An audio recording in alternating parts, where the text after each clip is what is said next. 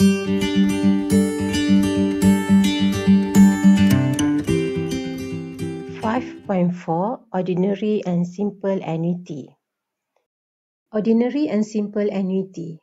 So at the end of the lesson, you should be able to determine the first, amount of an annuity of future value. Second, the present value. Third, the regular of periodic payment. Fourth, the total interest. And also you have to solve the problem involving mixed compound interest and annuity. For the first part, we are going to focus on determine the amount of an annuity of future value,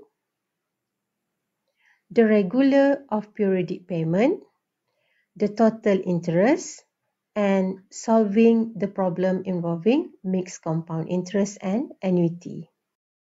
What is an annuity? An annuity is a series of periodic payments or deposits usually made in equal amount at equal intervals of time.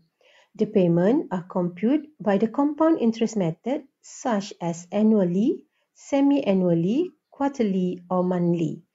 Examples of annuity are life insurance premium, pension, periodic, saving and buying of house on installment plan.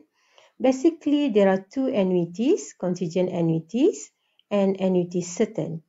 If payments are made at the end of each time interval, then the annuity is called an ordinary annuity. Amount of annuity. So amount of annuity denoted as S. So what is the amount of annuity? The amount of future value of an annuity is the value at the end of the term.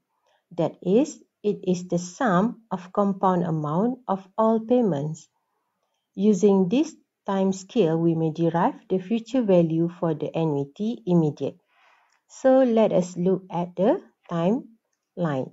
So we are going to use the formula for compound amount as equal to P1 plus I to the power of N.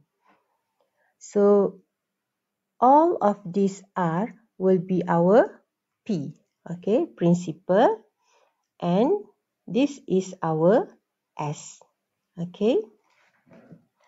So consider the first R, okay, the first R.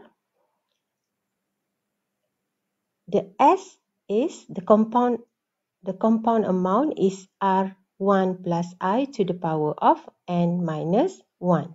So this R will be compounded. Okay, will be compounded. Okay, so we get S equal to R1 plus I to the power of N minus 1. So this is our first S. Let's say S1. So this is our S2, S3, and so on. So all of these S, S1, S2, S3, and so on will be accumulated as S. So S is the accumulated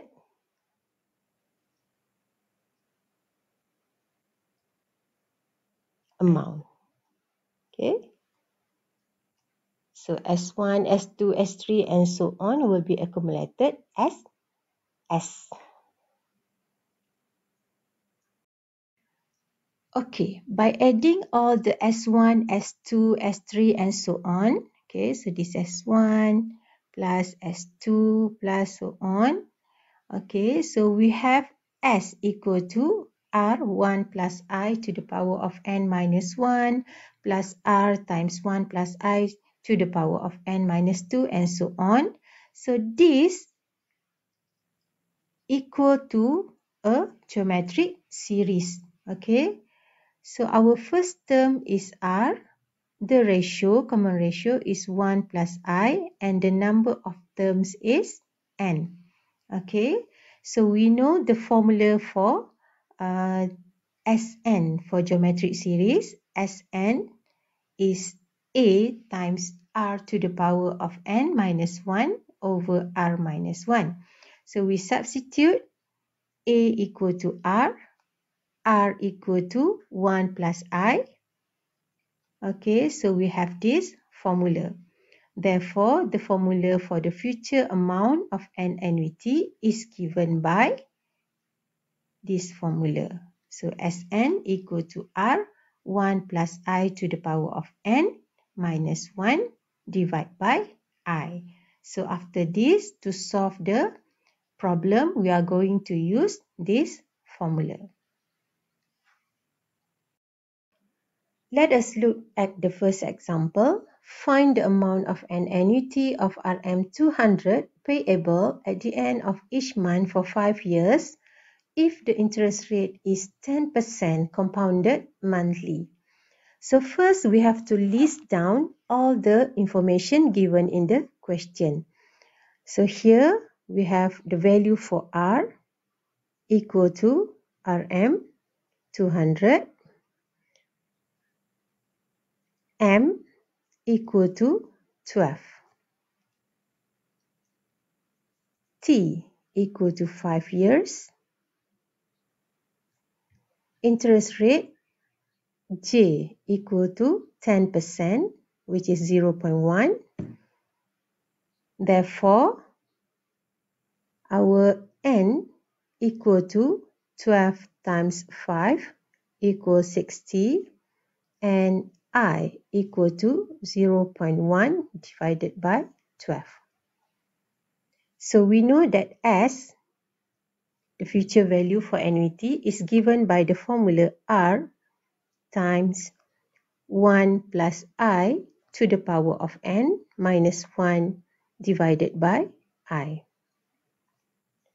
So substitute the value for R, I, and n into the formula. We have 200 for R, 1 plus I equal to 0.1 divided by 12 to the power of n, 60 minus 1 divided by I, 0.1 over 12. So answer will be RM 15,487.41. Next example. A person plans to deposit RM 1,000 in a tax-exempt saving plan at the end of this year and an equal sum at the end of each following year.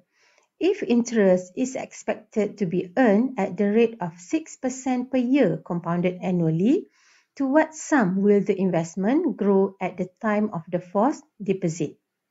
So first, we have to list down all the information given. So we have R equal to 1,000, J equal to 0.06, M equal to 1, therefore I equal to 0.06, and then N equal to 4. So S is given by R times 1 plus I to the power of n minus 1 divided by I. So substitute all the value. We have 1,000, 1 plus 0.06 to the power of 4 minus 1 divided by 0.06. So answer will be RM 4,374 and 62 cents. So let us move on to the next example. A teenager plans to deposit RM50 in a saving account at the end of each quarter for the next 6 years. Interest is earned at a rate of 8% per year compounded quarterly. What should her account balance be 6 years from now? And how much interest will she earn? So list down all the information given. R equal to 50, M equal to 4, T equal to 6, J equal to 0.08. Therefore, N equal to 4 times 6 equal to 24, and I equal to 0.08 divided by 4.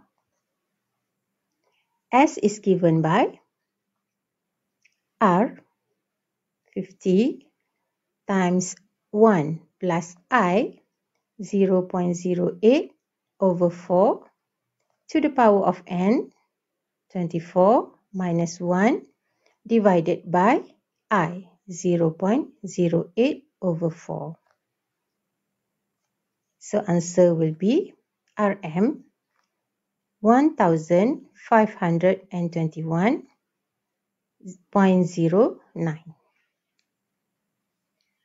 How much interest will she earn? So the interest is given by S minus R times N.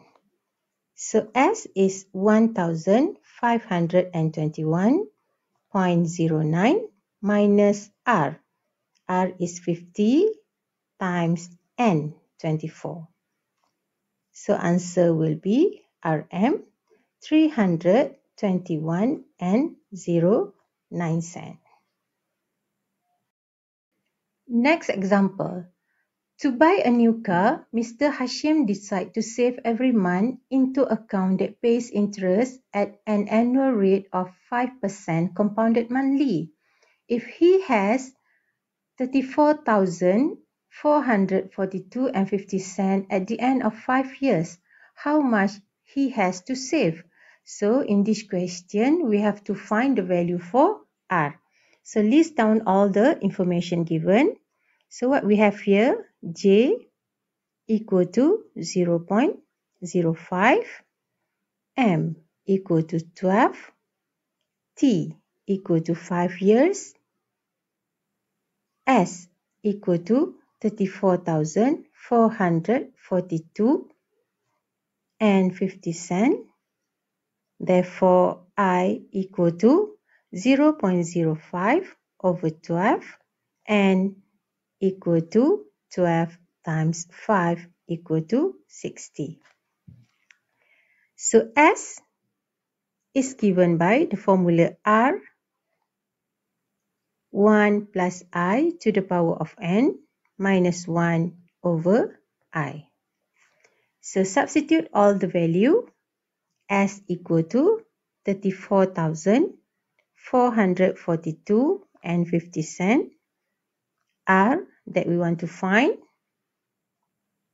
1 plus I 0.05 over 12 to the power of n 60 minus 1 over I 0.05 over 12.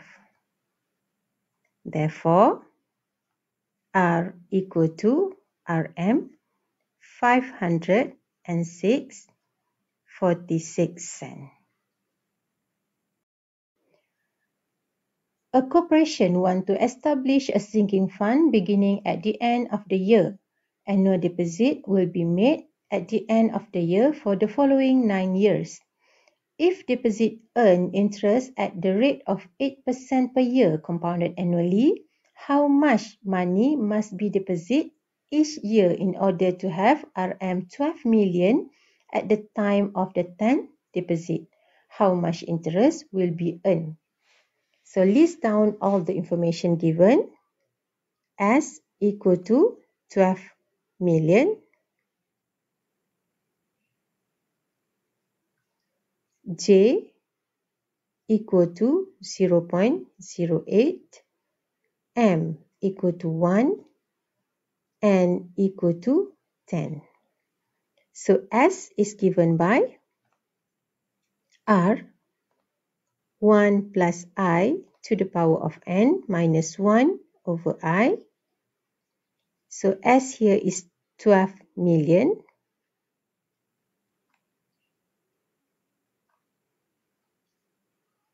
R that we want to find 1 plus I. I equal to J over M. So we have 0.08 to the power of n 10 minus 1 divided by 0.08. So R will be equal to RM 828,350 53 and 80 cents. So interest earned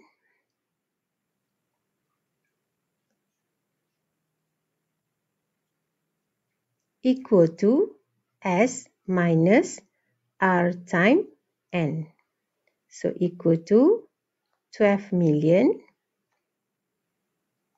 minus R 82853.86 times 10. Answer will be RM 3716,461 and 40 cents. Next example. Safwan intends to invest 10,000 per year for 3 years on a fund that offers an annual interest rate of 10.5%. He has two choices to choose from. The first choice, deposit 10,000 at the end of each year and the interest compounded yearly. The second choice, deposit 2,500 every 3 months and the interest compounded every 3 months. So every 3 months means compounded quarterly. Which investment is more profitable? So first we look at the first choice. So choice number 1, S equal to R 10,000 times 1 plus I 0.105 divided by 1 to the power of 3 minus 1 over 0.105 over 1. So answer will be RM 33260.25. Choice number 2, S is given by 2,500, 1 plus 0.105 over 4 to the power of 12 minus 1 over 0.105 over 4 equal to RM 34733.59. Okay, so choice number 2 is more profitable.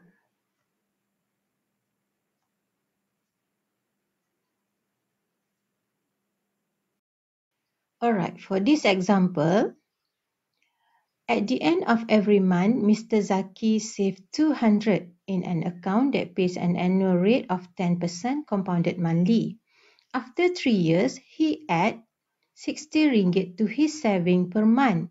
Show that the total amount after 6 years is 22,129 and 17 cents. So here, Mr. Zaki saved 200 for 6 years. Okay, and then after 3 years, he add 60 ringgit. So 60 ringgit is for 3 years. Okay, so let us draw a timeline.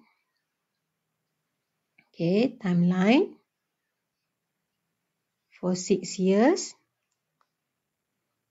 So we have 1, 2, 3, 4, 5, 6 years.